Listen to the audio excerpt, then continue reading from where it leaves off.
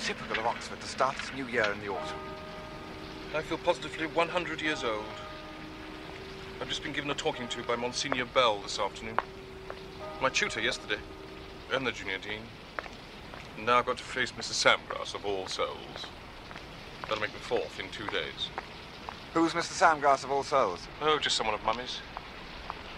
They all say that I made such a bad start last year that I've been noticed, and if I do not mend my ways, I shall have to be sent down. Charles, what's happened to us since last term? I feel so old. I feel positively middle-aged, which is infinitely worse. Well, I'm glad we had this little talk. Your mother will be so pleased. Would you care for a glass of sherry? I think I shall indulge in one myself. Thank you. Did your mother tell you that I'm doing a little work there? You know, it was she who felt so keenly that we should meet. She did tell you, didn't she? She may have done. I really can't remember.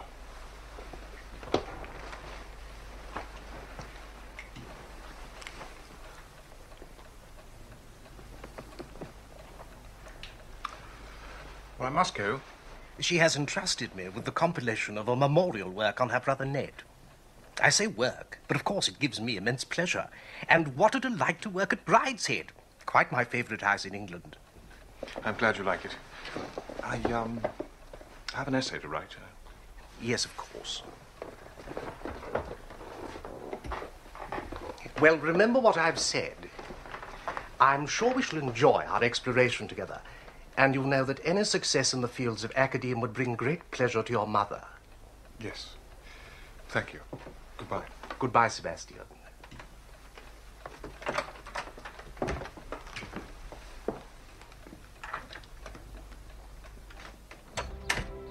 Mr. Samgrass and his little talks were to play an increasingly large part in our lives. Sebastian spoke less than the truth when he described him as someone of Mummy's. He was someone of almost everyone who possessed something to attract him. I'm supposed to mend my ways, Charles. How does one mend one's ways? Join the League of Nations Union? Read ISIS every week? Drink coffee every morning at the Cadena Cafe? That would be a start. You could smoke a great pipe and play hockey and go for tea on Balls Hill. Yes, and I could go to lectures at Keble. I could buy one of those little bicycles with a tray of books on it. I could drink cocoa every evening and discuss sex seriously. Very serious. Anthony Blanche has gone down. Has he? He wrote me a letter. He said he's taken a flat in Munich and started a relationship with a policeman.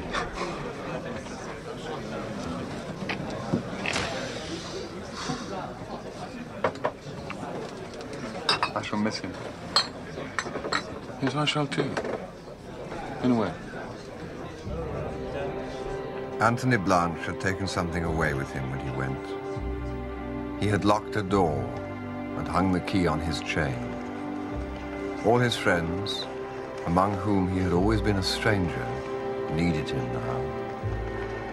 Sebastian and I kept very much to our own company that term, each so much bound up in the other that we did not need to look elsewhere for friends. My cousin Jasper had told me it was normal to spend one's second year shaking off the friends of one's first, and it happened as he had said. Most of my friends were those I had made through Sebastian, and together we shed them and made no others.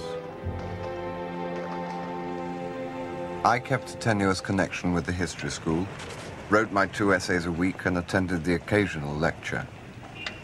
Thus, soberly dressed and happily employed, I became a fairly respectable member of my college. And that is how Lady Marchmain found us, when early in that Michaelmas term, she came for a week to Oxford. Oh, Mr. Ryder, a lady's been here asking for you, sir. She left this message. Thank you, Oates.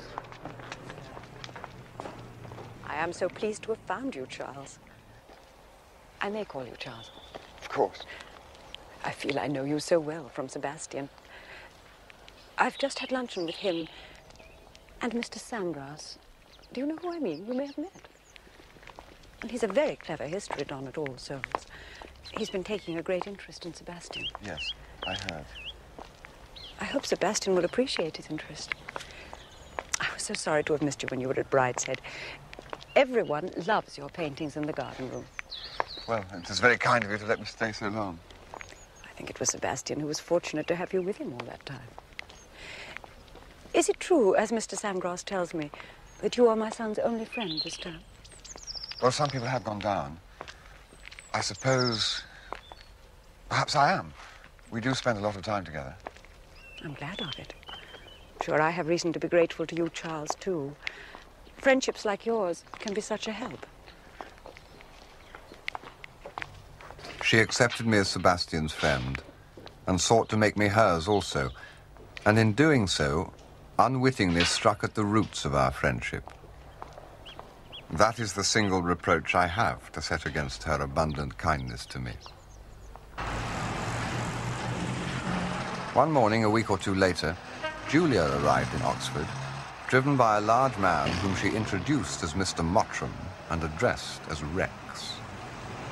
They both joined a small lunch party in my rooms, one of the last of the old kind that I gave. How much was it? It's just a few guineas.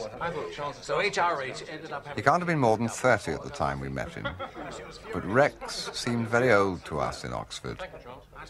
He'd arrived from Canada after the war, had become a member of Parliament, a gambler, and a good fellow, lucky with money. You must remember, Mr. Ryder, he's a colonial, aren't you, darling? He's never been to any sort of university. Lucky chap. Well, it just means you start out life 3 years behind the other fellow. And Rex has never stayed anywhere for 3 years, have you? Mind you, I know quite a lot about the house from F.E. He's told me some very rich stories indeed. I remember one about 2 undergraduates and a goose. Old story. Rex knows everyone. Any cigars, huh? Darn, my cigarettes. Rex. Don't worry, I'll get them. They're in the car. Excuse me, gentlemen. Julia treated him as she seemed to treat all the world, with mild disdain, but with an air of possession. Look, I'm helping to organise a ghastly charity ball in London next month. You two absolutely must come. Rex is having a dinner party first. I don't see why we should. Oh, but you must. The trouble with Rex is he doesn't know anybody young. His friends are all leathery old sharks in the city and dreary MPs. Well, we'll see.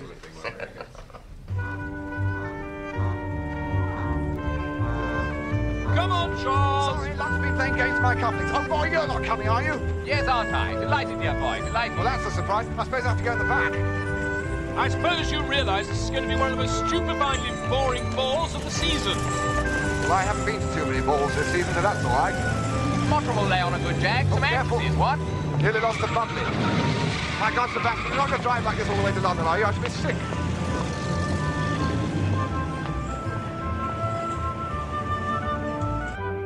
Sebastian and I were to spend the night at Marchmain House, so we went there to dress. And while we dressed, drank a bottle of champagne.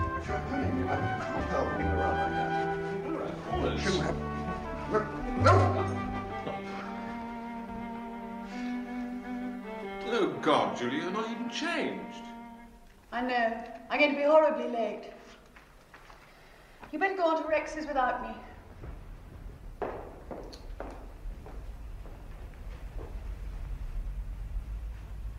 You're very tedious.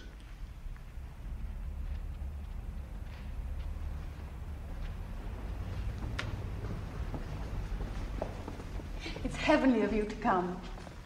We're all going to be hideously bored. Well, don't be too long.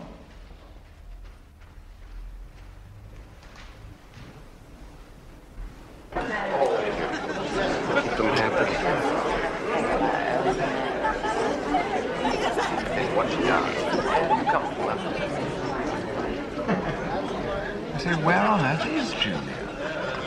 How should I know? Probably gone to have dinner somewhere else. God. tired dance. But how will she get there without us? She'll be all right. Oh, Rex, that absurd joke. Why must you have everything so big? Won't be too big for us.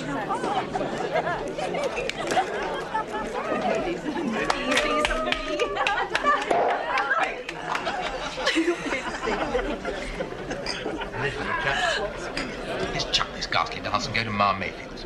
Who's Ma Mayfield? You know Ma Mayfield? Everyone knows Ma Mayfield of the Old Hundredth. It's the best club in town.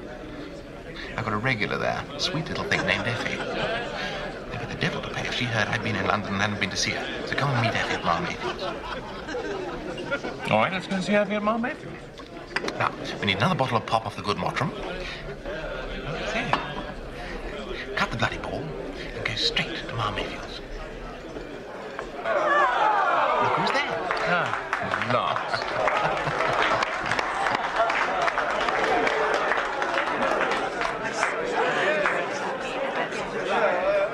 Brenda, I'm so glad you didn't let him hold up dinner for you. It's his Canadian courtesy. Well, thank God you're here. At last we can go. It's all very well, but you sure you know where this place is? Of course I do. 100 Sing Street's just off Leicester Square. We'll trade a car. Aren't we going to look in on the ball? Oh, Charles, you've seen one ball, you've seen them all. I want to dance. Dance, but you can dance at... Ma Mayfield. Not same sort of dancing. You better not drive. I'll drive. Well, Know the way like the back of my hand. Jump in. Ready?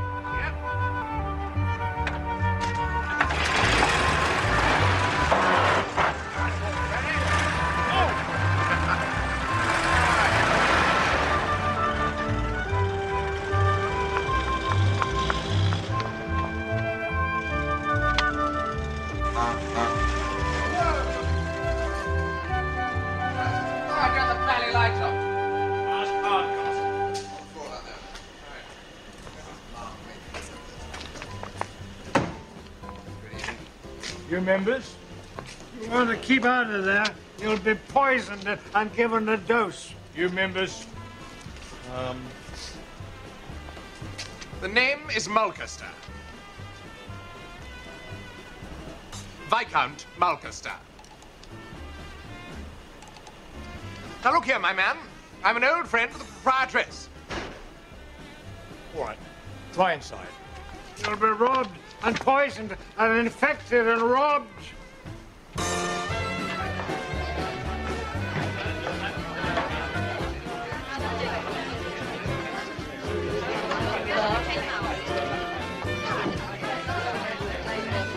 You're not members here, are you, dearie? Oh, I say, it really is the limit. I'm extremely well known here. You wouldn't know me by now. Yes, dearie. 10 bob each. Ridiculous. Never had to pay to get in here before. You're lucky, dearie. You're full up. Anyone who comes in after you is going to have to pay a quid. Now look, I insist. Let me speak to Mrs. Mayfield at once. You're speaking, dearie.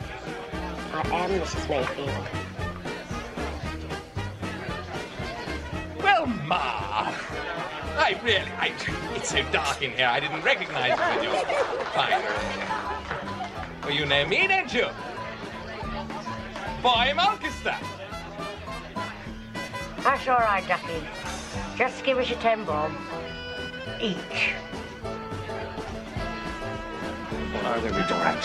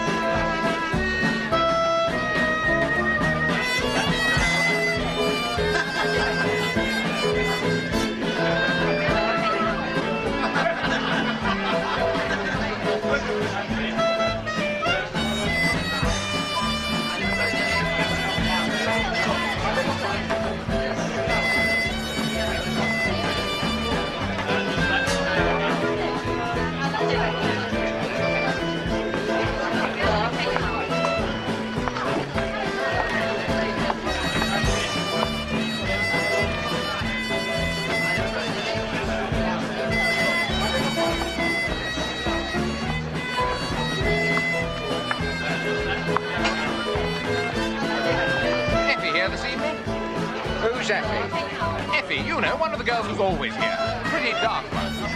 Well, we've got lots of girls working here. Some dark, some fair, some you might call pretty. I haven't got time to notice. 30 bob. Say, it's a bit steep.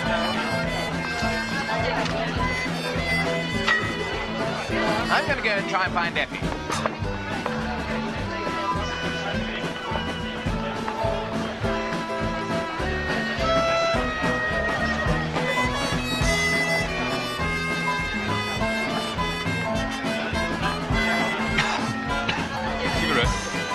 Thanks on that.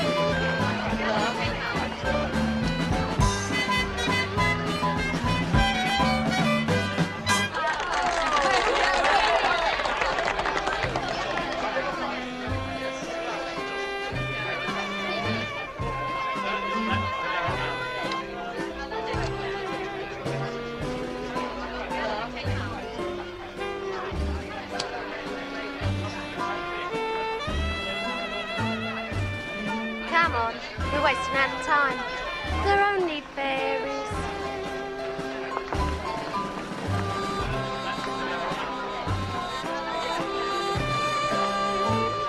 Look, you fellas, I found her. This is Effie. This is Effie. Lord Sebastian Flight. How'd you Charles do? How'd you Ryder. do? Effie, Can you get me some Effie. toast? Yes. That's another 6 bob.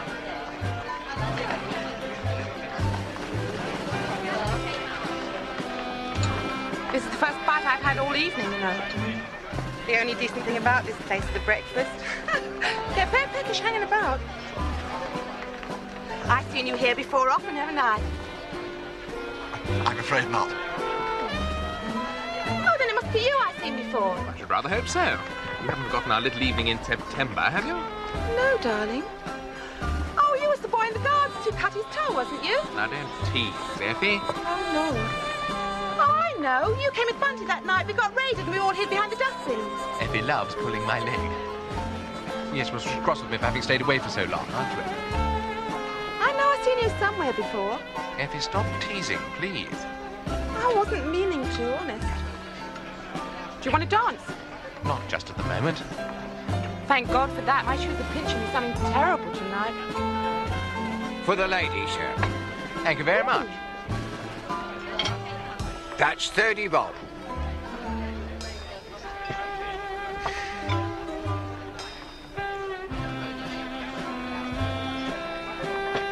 Thank you, sir. Cheers.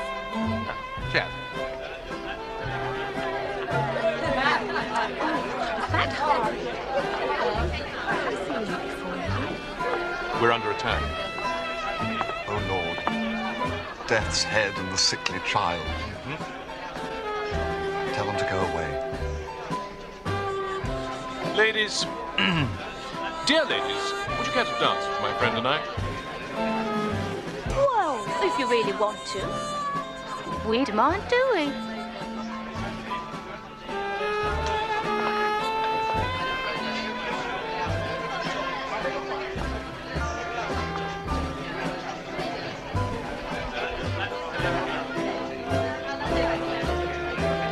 We thought it was fairies at first, didn't we? Yeah, when you came in, we both said those two are fairies. Didn't we, Ree? Well, that's what we said. Well, that's what you look like. That was because of our extreme youth. And our extraordinary physical beauty.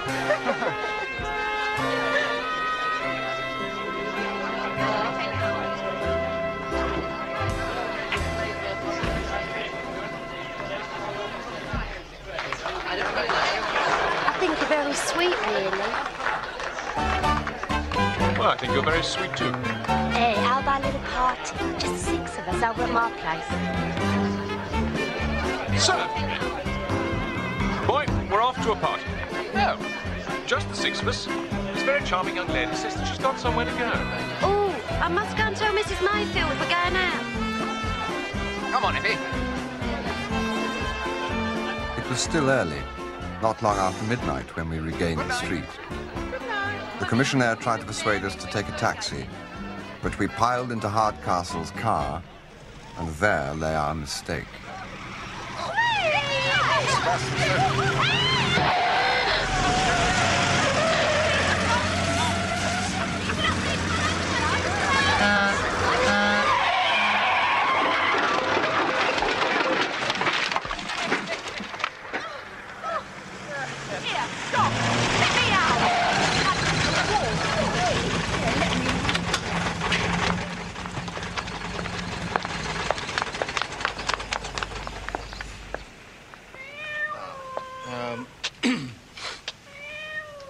I'm sorry if I'm impeding the traffic, officer, but the young lady insisted upon my stopping so that she could get out.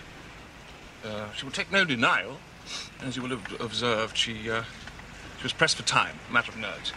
Here, let me talk to him. Be a sport, handsome. No one's seen anything but you. The boys don't mean no harm. I'll get him into a taxi and see him home all right. Now, look here, my good man. There's no need for you to notice anything. We've all been to Ma Mayfield's.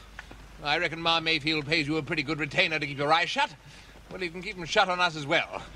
And you won't be the loser by it. My God, you'll pay for this! Do you know who I am? I am the Viscount Mulcaster. My father is the 9th Earl. Open this door. I insist upon seeing a doctor. Telephone the Home Secretary. Send for my solicitor. Charles, are you there? Yes, I'm here. This is a hell of a business. I tell you, the fellow to send for will be Rex Mottram. He'd be in his element here. Well, you understand, sir. We had to do our duty. Of course, Sergeant. This is an outrage. I demand my legal rights. It was for their protection, sir. I'm sure you did the right thing, Sergeant. And we decided to let the young ladies go, sir. A cigar? Oh. Thank you very much, sir. Sergeant, do you think we could keep this incident between ourselves? No, sir. I'm afraid it's too late for that. The report's already gone upstairs and we've taken the young ladies' names as witnesses. I see. Mottram, I intend to sue for wrongful arrest. Tell him. Be a good fellow, Mulcaster. Leave all the talking to me. Is there anything else, Sergeant? Yes, sir. If you'd like to complete the formalities, sign for the sureties. If you gentlemen would like to sign for your possessions. There, sir, please. Thank you, sir. Thank you, Sergeant. Good man. All right, sir. Thank you, sir. Just under there, sir, please. Better all be there.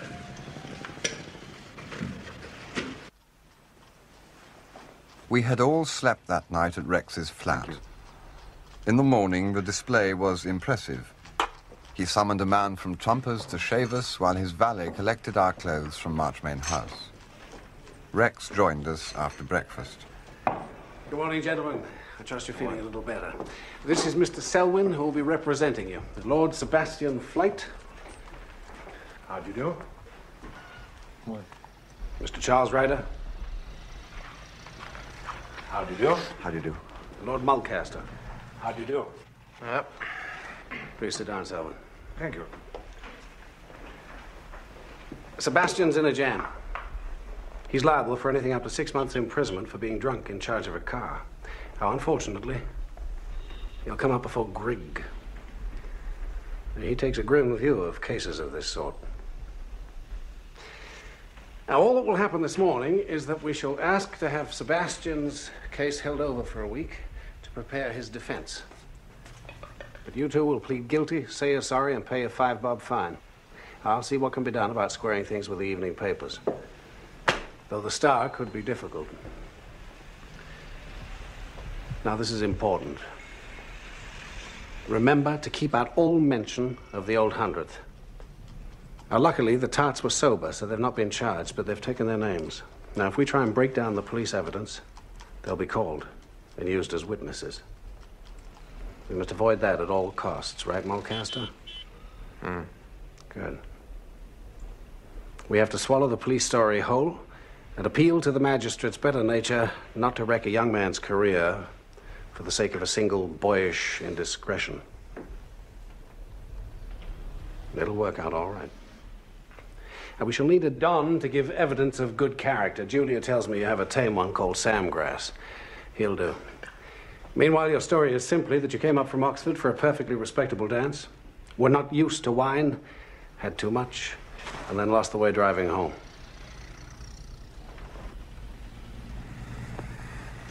Well, let's take care of this, and then we'll see about fixing things with your authorities up in Oxford. Everything happened at court as Rex had predicted. At 10:30 that morning, we stood outside Bow Street Magistrates' Court. Can I give you a lift anyway, gentlemen? Malcaster and I had paid our fines and were free men. Sebastian was bound over to appear in a week's time. 5 bob is monstrous. They should have cleared us. They put themselves totally in the wrong when they refused to call my solicitor. Don't see why they should get away with it. Malcaster, it's all over now. Anyway, I'm off to the city. My great-uncle's just snuffed it. Taxi!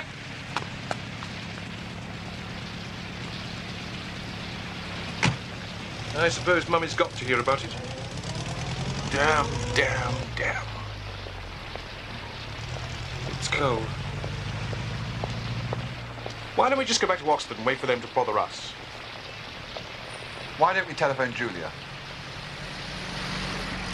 Think I'll go abroad. My dear Sebastian, look, all you're going to be is fined a couple of quid and given a stiff talking to. Yes, but it's all the bother. Mummy and Bridie and the family and the Dons. I think I'd rather go to prison. I mean, if I just slip away abroad, then they can't do anything about it, can they? Can they? Yes, they can. Well, that's what people do when they're being chased by the police. I know Mummy's going to make it seem as if she has to bear the whole brunt of the business. Look, why don't we call Julia, arrange to meet, and talk it over with her? Hmm? Well, you are a pair of pickles. Good morning, Julia. I must say, you look remarkably well on it. The only time I got tight, I was paralyzed all the next day. I do think you might have taken me with you. The ball was positively lethal, and I've always longed to go to the old hundreds. No one will ever take me. Is it heaven? You know about that, too? Rex telephoned me this morning and told me everything. What were your girlfriends like? Now, don't be prurient. Well, mine was like a skull. Mine was like a consumptive. Goodness. Does Mummy know? Not about your skulls and consumptives. She knows you were in the clink. I told her. She was divine about it, of course. It's Mummy being divine about everything that worries me the most. I can't think why you went and stayed with Mr. Mottram. You might have come and told me about it first. Well, there wasn't really very much chance, Mama. I'm sorry if... How am I going to explain this to the family? They'll be so surprised to find that they are more shocked about it than I am. Do you know my sister-in-law, Fanny Roscommon? She's always thought I brought my children up badly. Now I'm beginning to think she must be right. Mr. Samgrass, do you think it's any use my speaking to the Chancellor? Well, Lady Marchmain, I've already spoken to Monsignor Bell and persuaded him to call on the Dean. She's being perfectly charming. I don't see what you're so worried about. I can't explain.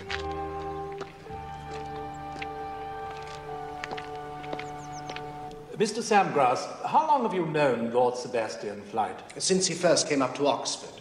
I am an old friend of the defendant's mother, Lady Marchmain. What impression have you formed of his character?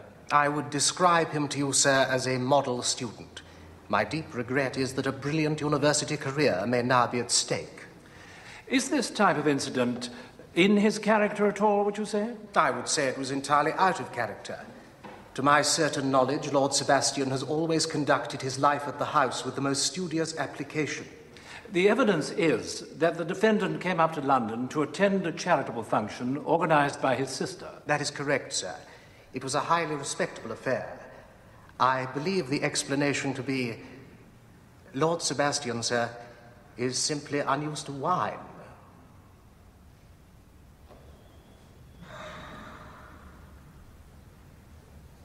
The law of England is the same for an Oxford undergraduate as it is for any young hooligan.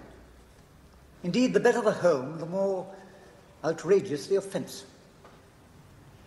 It is purely by good chance that you do not bear the responsibility for a serious accident. But for Mr. Samgrass's evidence, I would feel disposed to give you an exemplary prison sentence. However, I have accepted that you are unused to wine. There will be a fine of £10. The usher will show you where to pay.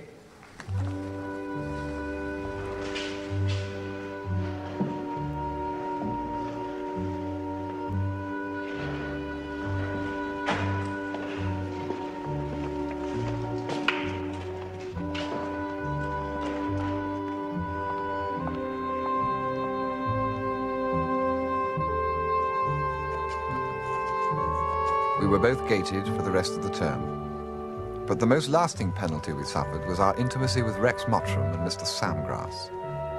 But since Rex's life was in London, in a world of politics and high finance, and Mr. Samgrass is nearer to our own at Oxford, it was from him we suffered more. For the rest of that term, he haunted us.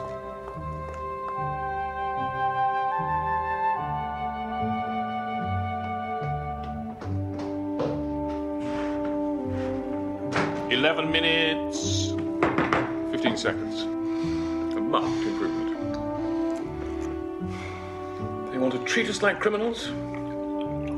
We can behave like criminals.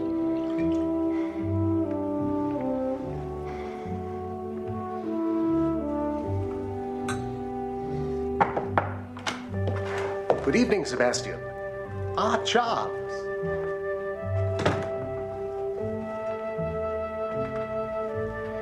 I don't think we've been spotted.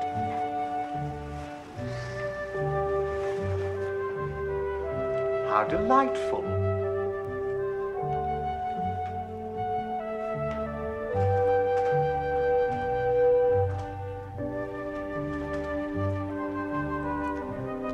Did I tell you I've been invited to Brideshead for Christmas? Your mother read me the most charming letter.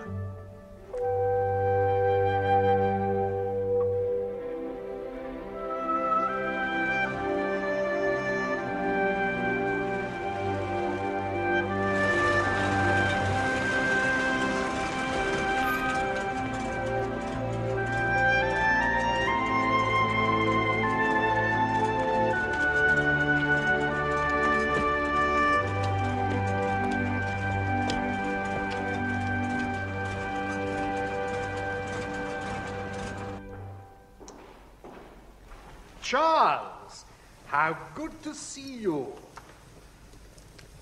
You find me in solitary possession. How are you?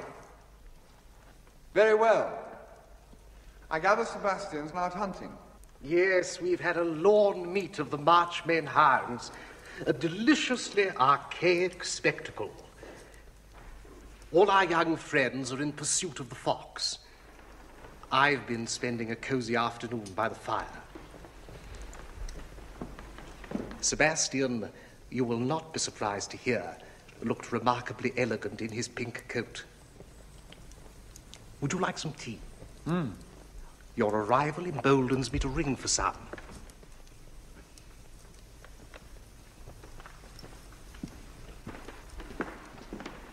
Is Lady Marchmain in? No, she's driven off with her cousins to visit a neighbor. She'll be back in time for dinner.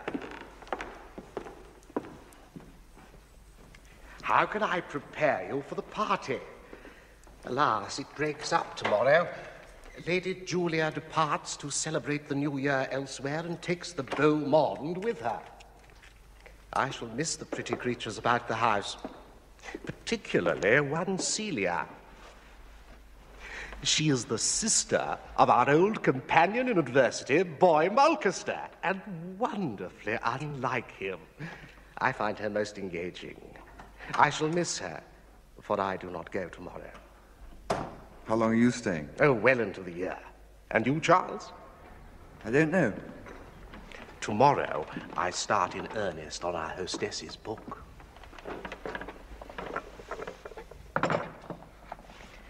Thank you. Which, believe me, is a treasure house of period gems.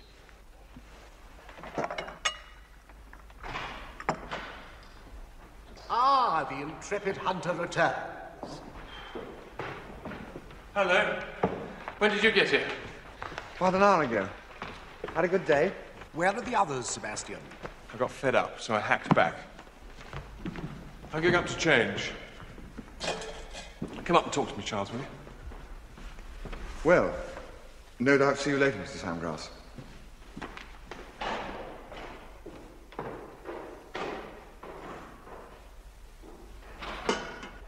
Went to chapel 3 times on Christmas Day. Mummy found some eunuchs to sing High Mass. Sounded very peculiar. Well, we had the village choir bawling at us from the minstrel's gallery. And cousin Jasper dragooned us into playing endless games of bridge. Will I know anybody who's here? No, shouldn't think so.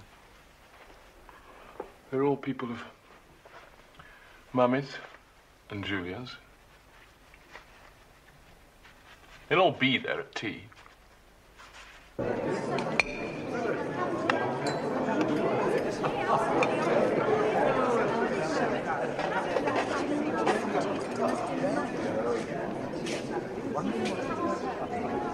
Incredible.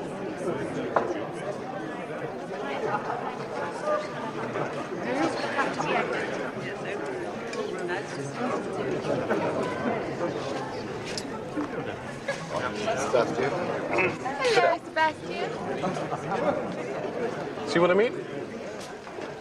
Absolute zoo. Charles, you've arrived. Hello. Hello, Cordelia. Did you have a good Christmas? Quiet. I'm going to ask Mummy if I can stay up especially late tonight in honor of your arrival. Oh, that'll be fun. Sebastian, what happened to you? Oh, I got bored. Well, you missed the best part again. We had the most tremendous gallop across Springfields, 6 jumps to Plattswood, and only just managed to stay on. Well, we all know how brave you are. Well, I'm braver than you, and I've only got Mr. Beelzebub. Quite a good day's sport. Ah, Sebastian, good to see you. Hello. I think the hounds tried to form us. We dragged thanks to them. They pressed very hard, didn't they? Probably why we made a kill. Ah, Ryder. How are you? Hello, Bridie. Very well, thanks. When did you get here? Oh, Sebastian. What happened to you after you left the home woods? I came back early. I looked all over the place for you. I suppose you could come around on Monday.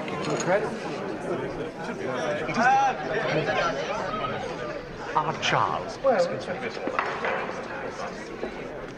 Our hostess has just returned. She was asking if you had arrived yet. You'll find her in her sitting room. Ah, thank you. I'm just going along to say hello to your mother. Why? You'll see her this evening? Well, you know. I'll see you later. I'm delighted Charles has joined the party. It augurs well, I feel, this reunion of ours in your mother's house. I look forward to our time together. Did you enjoy your Christmas? Yes. Yes, I did, thank you. I hope you've both managed to settle down after the incident. Back at Oxford, I mean. I gather your penance hasn't been too harsh. We were gated, but... I expect you realize we've Mr. Samgrass to thank for that. I mean that the pair of you weren't more severely dealt with. He's worked extraordinarily hard, you know, on our behalf. He saw the proctor, the vice-chancellor. He got Monsignor Bell to call on the dean. Yes, I know. Well, that's all over now, isn't it? I must make a short visit to the chapel before dinner. I don't suppose I can persuade you to come. We must make a Catholic of you, Charles. Religion predominated in the house, not only in its practices, the daily mass and rosary morning and evening in the chapel, but in all its intercourse.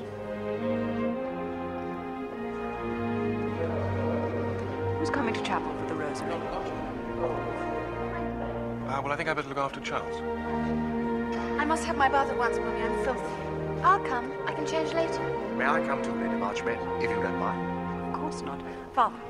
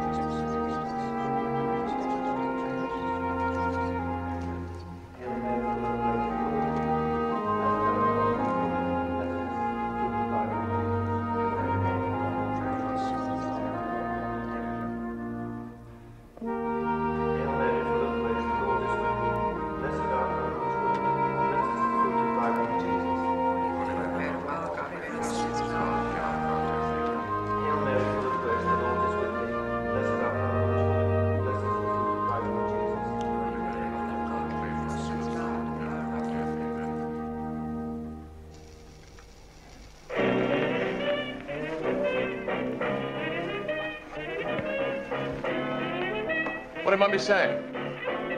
Oh, she spent most of the time singing Sandgrass's praises and reminding me of our obligation to him. How he saw the Vice-Chancellor. And the Proctor. Yes, I had all that too. I do wish Samgrass would go.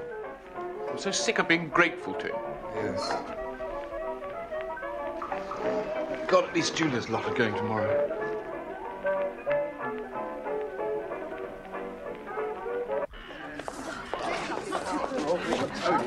Yes. Goodbye, Charles. Lovely Happy New Year. Yes.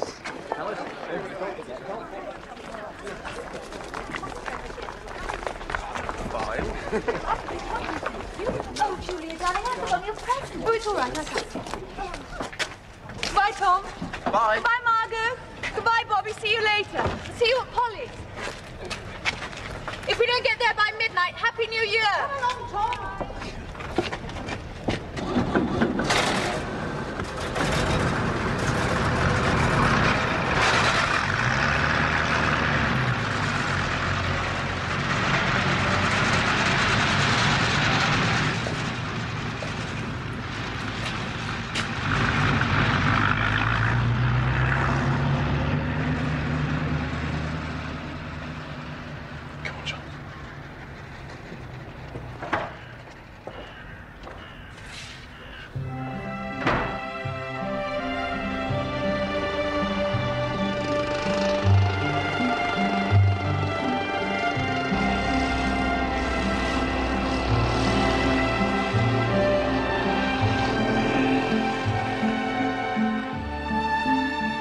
For a fortnight, we remained at Brideshead, leading our own life.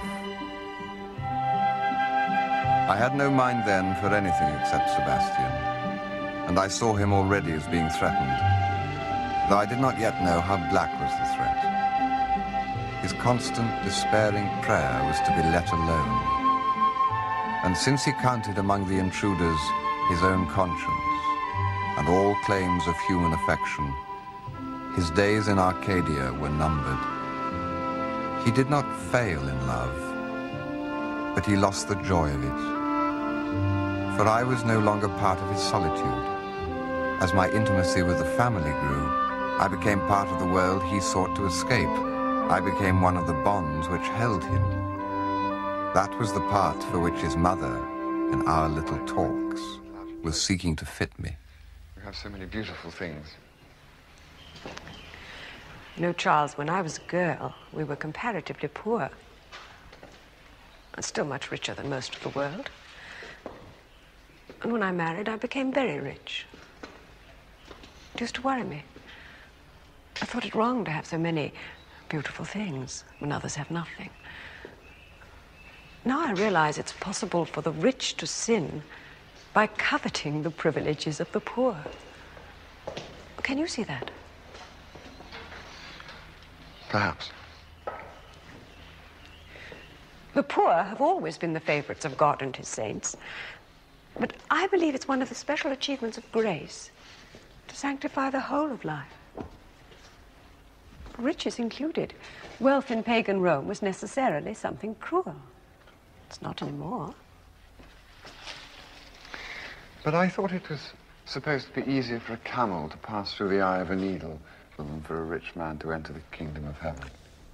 It's very unexpected for a camel to go through the eye of a needle. But then the gospel is simply a catalogue of unexpected things. It's not to be expected that an ox and an ass should worship at the crib. Animals are always doing the oddest things in the lives of the saints. It's all part of the poetry, the Alice in Wonderland side of religion. Ready? Ball.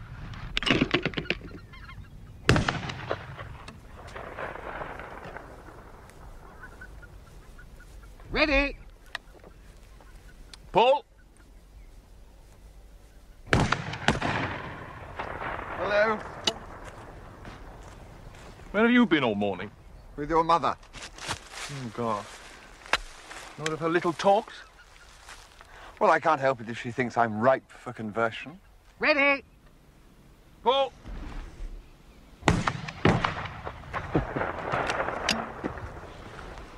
You shouldn't encourage her.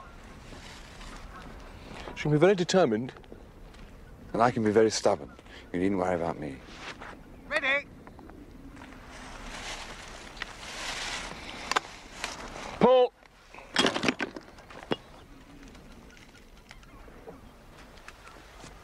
Oh, God, look at him. Charles, I don't think I can take another day of this. Why don't we go away somewhere? Where? I don't know. Paris, Buenos Aires, New York, Bayswater. I think I'll settle for Bayswater.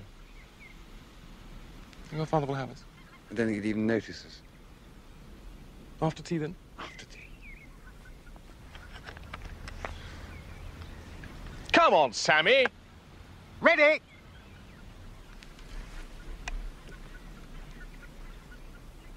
Paul. Charles! I've just been telling Sebastian I've made the most interesting discovery. Really? Paul? Oh, sorry.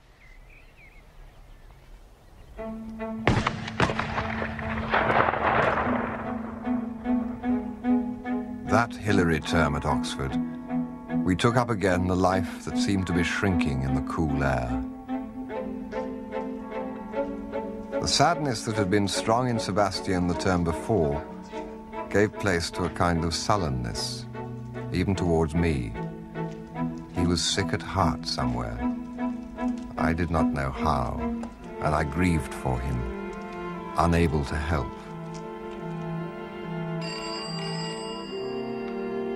When he was happy now, it was usually because he was drunk. And when drunk, he developed an obsession for mocking Mr. Samgrass.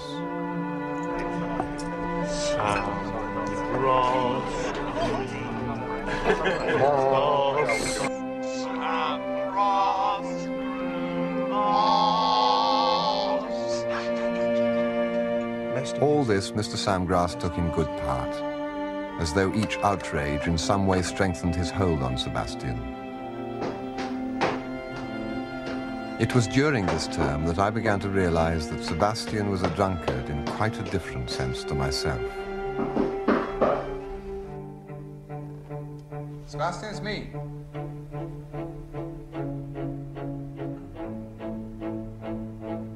Are you there?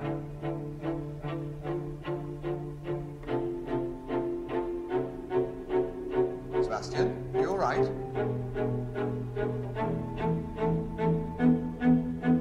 What's the matter? Can I help? I got drunk often, but through an excess of high spirits and the love of the moment and the wish to prolong and enhance it, Sebastian drank to escape. Nothing's the matter. As we together grew older and more serious, I drank less, he more. Then, a succession of disasters came upon him so swiftly, Nothing to be done. and with such unexpected violence, But it is hard to say when exactly I realized my friend was in deep trouble. But I knew it well enough in the Easter vacation at Brideshead. Charles, go away. There's